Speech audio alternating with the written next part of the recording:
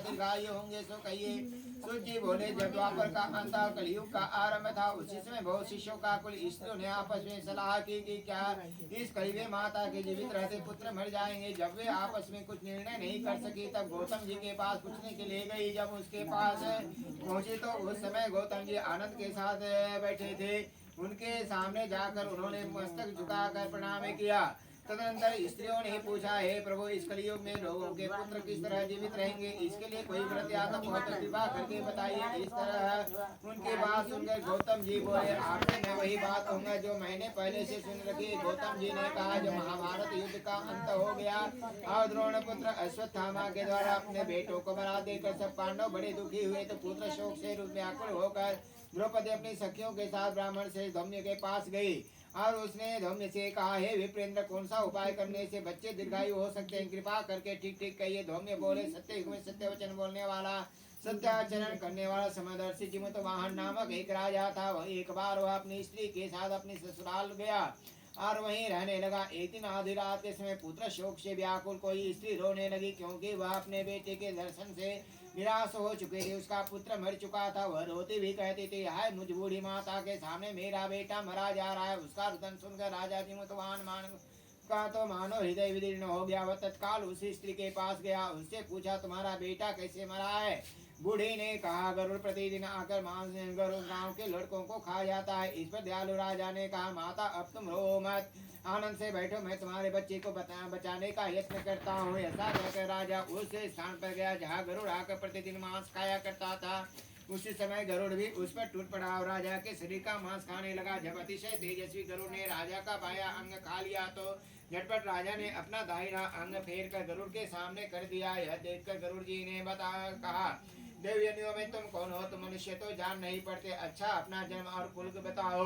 पीड़ा से व्याकुल मन वाले राजा ने कहा, हे पक्षीराज, इस तरह के प्रश्न करना व्यर्थ है। तुम अपनी इच्छा भर मेरा मांस खाओ। यह सुनकर गरुड़ रुक गए और बड़े आदर से राजा के जन्म और कुल की बात पूछने लगे। राजा ने कहा, मेरी माता का नाम शव्या है और मेरे पिता का नाम शालिवाहन है। सूर्यवंश में मेरा जन्म हुआ है और जिमुतवाहन मेरा नाम है। राजा की दयालुता देखकर गरुड़ ने कहा, हे महाभाग, तुम्हारे मन में जो अभिलाषा हो वह वर मांगो। राजा ने कहा, हे पक्षीराज, यदि आप मुझे वर दे रहे हैं तो वर दीजिए कि आपने अब तक जिन प्राणियों को खाया है वे सब जीवित हो जाएं। हे स्वामी, अब से आप यहाँ बालकों को न खाए। कोई ऐसा उपाय करें कि जहाँ जो उत्पन्न हो वे लोग पुनः बहुत दिनों तक जीवित रह जाएं।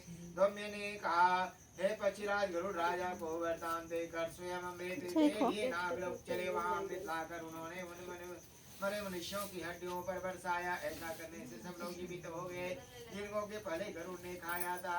राजा के त्याग और गरुड़ की कृपा से वहाँ वालों का बहुत कष्ट दूर हो गया। उसमें राजा के शरीर की शोभा दुनी हो गई थी। राजा की दयालुता देखकर गरुड़ ने कहा, मैं संसार के कल्याणार्थ एक और वरदान दूंगा। आज आश्विन कृष्ण सप्तमी से रहित शुभ अष्टमी तिथि है। आज तुमने यहाँ की प्रजा को जीवन दान दिया है।